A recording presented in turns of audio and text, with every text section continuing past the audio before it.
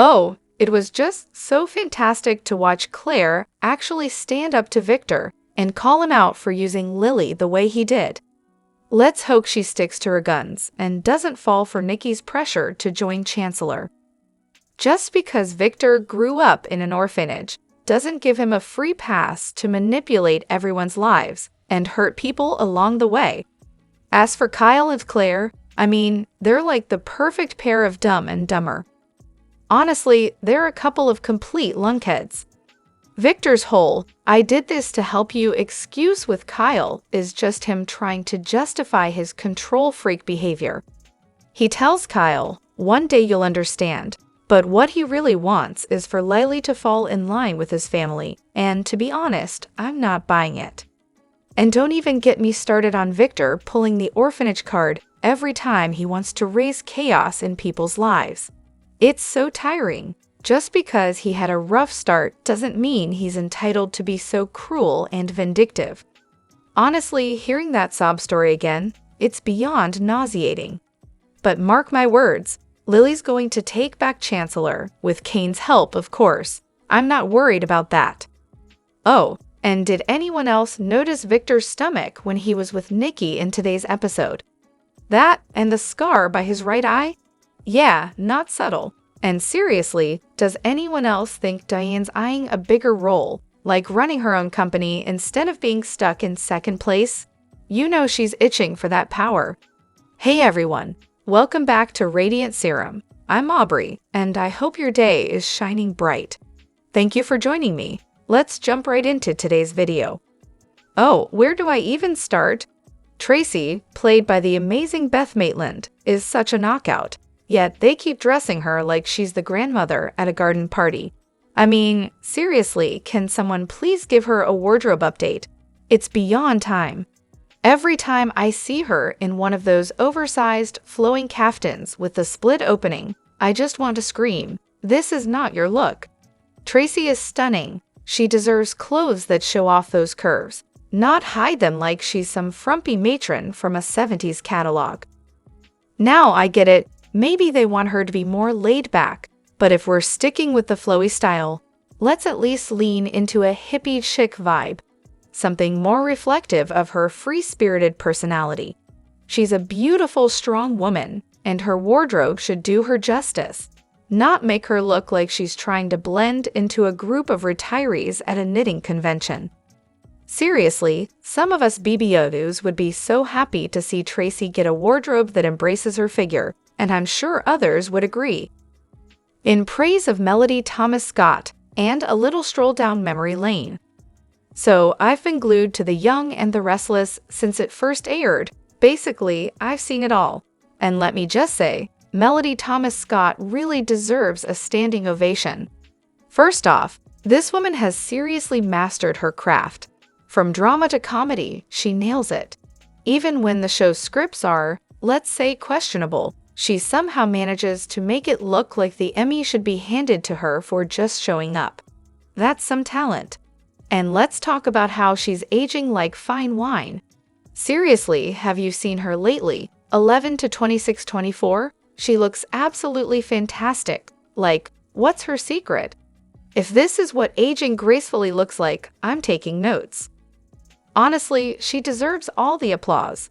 All of it. Now back to my Y and R history. I've been watching since I was a kid.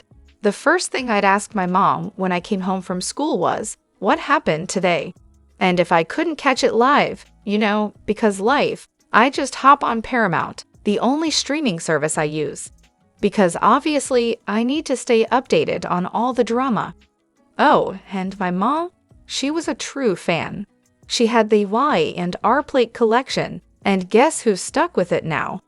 Me. I still need to dig through boxes and pull them out, but I do remember that the Nikki plate was the absolute showstopper. Like, forget the rest of them. Nikki was the real star. And while we're on the subject, I have to give a shout out to the actress playing Lucy. For a teenager, she's downright phenomenal. I can't even pretend to be that good when I was her age. Let's just say my high school drama club wouldn't have stood a chance. If Sharon had just called 911 when she woke up, Ian's whole plan would have fallen apart. The town already couldn't wrap their heads around the idea that Sharon could be a killer. Imagine if she'd made the call. Chance would have actually had to do some real detective work, and the whole town would be scrambling to find the real killer. Ian's scheme would have blown up in his face. But no, that's my biggest disappointment with Sharon. She didn't even bother to call an ambulance for Heather. Meanwhile, Chance is chatting with Nick, saying something about how Sharon's confession just doesn't sit right with him. He's asking for Chance's help, like he's some kind of reluctant sidekick in a mystery novel. Over with Diane and Jack, Jack's got this brilliant idea he wants Diane to try, and of course, she's grinning like he just proposed a groundbreaking invention. Claire and Kyle are at Society when Jordan walks in, wearing a blonde wig and sunglasses like she's auditioning for a spy movie. Claire squints, wondering if they've met, and Jordan, in her best British accent, dismisses her with a curt no, before strutting off like she's too important for this conversation. And then there's Daniel. He's arrested, and in his infinite wisdom, he tells Summer the investigation's over. Right, sure, but if he thinks helping Nick is going to look good on his cop resume, he's out of his mind. Favoritism over Sharon. That's going to raise a lot of eyebrows. Diane and Jack can go off and do their little couples retreat because, frankly, I can't stand either of them, and Jack's clearly lost his ability to think for himself. So what's the deal with that product Kyle swiped from Jebot? You know, the one he stole and handed over to Victor? That product was supposed to be the big launch for Jebot. But Kyle, in his infinite wisdom, thought it'd be a great idea to prove his undying loyalty to Victor by handing it over, just so he could seal the deal on getting Glissade for himself. Classic Kyle move, right? Now, fast forward to the present. Victor pulls a classic Victor move, trading Diane an empty shell of a company in exchange for her firing her own son. I mean, can you even? And yet, I'm sitting here wondering, what happened to that product? Did it just vanish into thin air? Or is there something else going on behind the scenes? And then there's Jack. You know that smirk he has? The one that makes you think he's got a plan, but he's not quite ready to share it. Yeah, he flashed that, of course. He casually mentioned keeping an eye on some goings-on in Europe or wherever, whatever that means. Now, I'm left wondering if Jack's the mysterious figure who swooped in and bought up the Glissade companies. Because, let's be real, he loves a good power play. Why on earth would Nikki think Billy wouldn't be bitter? They took away the company he practically bled for. But of course, Nikki doesn't see it that way. She's so self-centered, it's almost impressive. It's like she's morphing into her husband, just day by day, with a little more delusion each time. Seriously, she talks like she's some kind of queen, and Billy is just her pawn. Disposable, of course. The way she treated him was beyond nasty. I actually felt kind of bad for the guy. Meanwhile, Queen Nikki is sitting pretty in her newly built castle, oblivious to the fact that the little people around her don't exactly matter. And then Claire, poor Claire, decides to throw in her lot with Nikki. It's almost sad to watch. I've got a feeling that little partnership won't last long. And who knows what'll happen when Jordan, with that horrid British accent, comes waltzing back into the picture. Adam and Nick at the Thanksgiving dinner. Are they going to start fighting again? Oh, of course they will. It's pretty much their signature move at this point. So exciting to watch, right? Chelsea definitely didn't seem thrilled about the prospect of those two getting into it again. Can't say I blame her. Meanwhile, I overheard Victor telling Claire about how he grew up in an orphanage. Because, you know, he's so subtle about it. Honestly, I don't think the man can go 5 minutes without bringing up his sad little orphanage story. Every time he does, it just feels so meaningful, doesn't it? Jack's obsession with Kyle. What about Allie? You'd think, after all this time of Jack endlessly trying to win over his son Kyle, that he'd at least for a second acknowledge or think about his granddaughter Allie from Sun Chemo. But nope, not a word. I miss Allie. She would have been the perfect person to make Kyle realize how ridiculous he's being. But of course, they cut the character. Apparently, it was just a budget issue. They'd just brought Trevor Street John in as Tucker and Michael Graziadei back as Daniel, so something had to give. The writers really missed an opportunity to create some juicy drama with Audra, Ali, and Noah. I mean, come on, Noah had his bar, which of course vanished the moment his character did. But instead of just letting that subplot fizzle out, they could have introduced some fresh faces and given them the chance to dive into a love triangle for once. It's not like we've seen that dynamic with these characters before, right? In a recent interview with Michael Fairman, Jason Thompson weighed in on the love life of his character, Billy Abbott, and let's just say, he wasn't exactly offering any clarity. When asked about Billy's romantic entanglements, the daytime Emmy-winning actor shrugged and said, "I don't know. There's Billy and Sally. There's Billy and Phyllis." He continued with a bit more enthusiasm about his on-screen chemistry with Michelle Stafford, who plays Phyllis, stating, "I think working with Michelle has been great. We really feed off each other. Billy and Phyllis have a history, but there's something interesting about their dynamic now." When it came to working with Courtney Hope, who plays Sally, Thompson was full of praise. "I've been loving working with Courtney. She's so fun, so prepared, just great. There's always so much story to tell with this character, and I'm excited because a lot can happen with her," he said, clearly invested in the potential for drama in their storyline. Of course, the real drama might lie in the brewing love triangle between Billy, Sally, and Adam. As one fan cleverly pointed out, while Billy and Sally make a hot pairing, they're still nowhere near the true epicness of Adam and Sally. Let's be real, Adam's jealousy is as clear as day, especially after seeing Sally share a kiss with Billy and leave a hotel room in the aftermath. If only Sally could get past the whole betrayal thing with Adam and confront her true feelings. Then she'd realize the obvious. She and Adam are the it couple. And as for Phyllis, well, this supposed love triangle with Billy won't last. There's a better chance of Daniel and Lily getting back together than Billy and Phyllis becoming a lasting couple. Nate had carefully planned this. He was going to finally tell his mother, the one he hadn't seen in years, about his decision. The plan was simple: invite her to Thanksgiving dinner, lay everything out on the table, and have a calm, straightforward conversation. Because clearly that's how Thanksgiving dinner always goes. Then Audra showed up. You could feel the awkwardness the moment she walked in. Audra, the woman who made everything more complicated, stood there like a third wheel at the world's most uncomfortable family reunion. Nate tried to play it cool, but even he couldn't hide the cringe.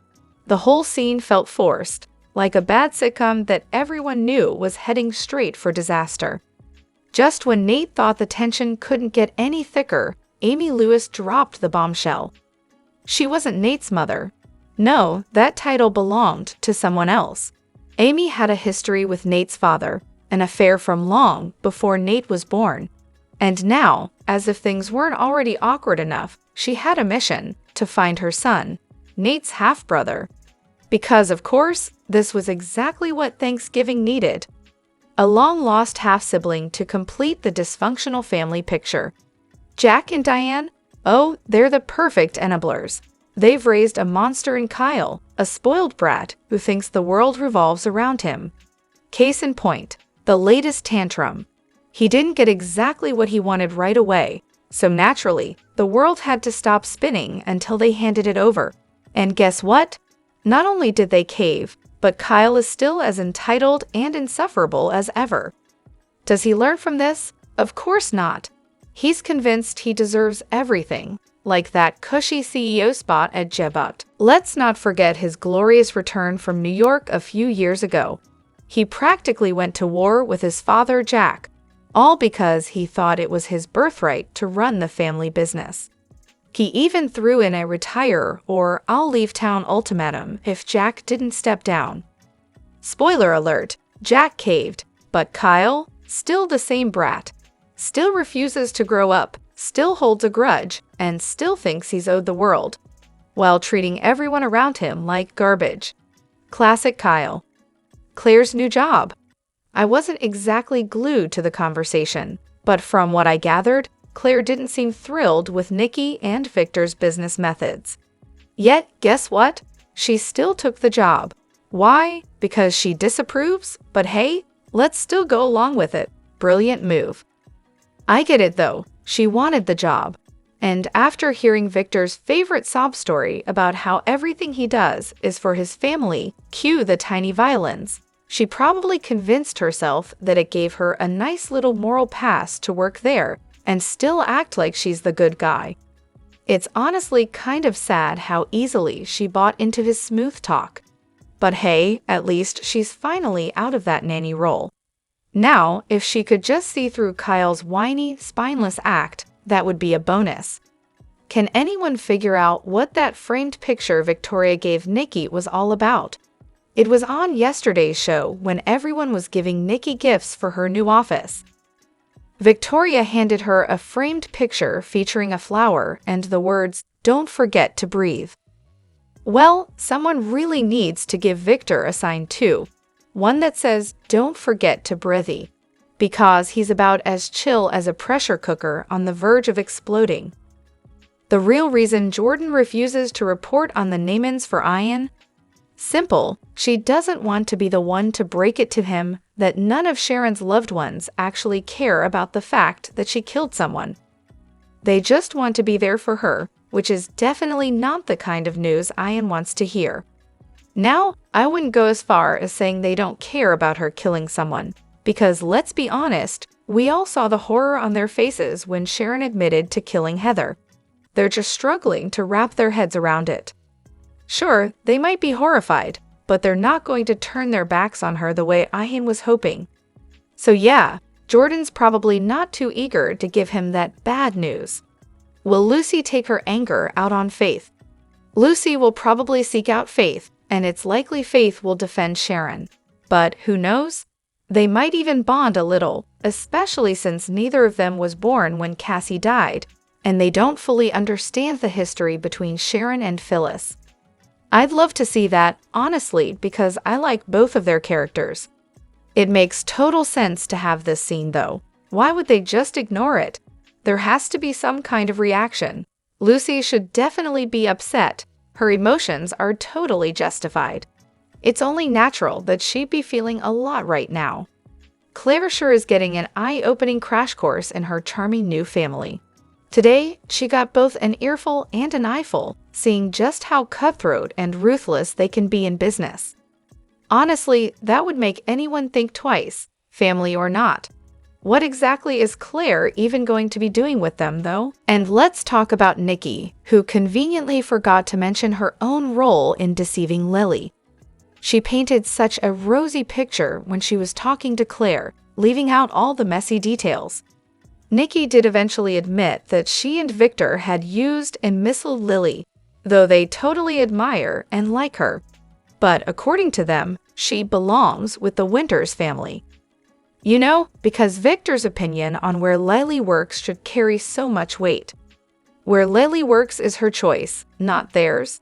But of course, Nikki just nods along to whatever Victor says, happy to support his manipulations. As for Claire, she's falling right in line. On Wednesday's Thanksgiving show, she gave us the perfect example of how she's rationalizing Victor and Nikki's behavior.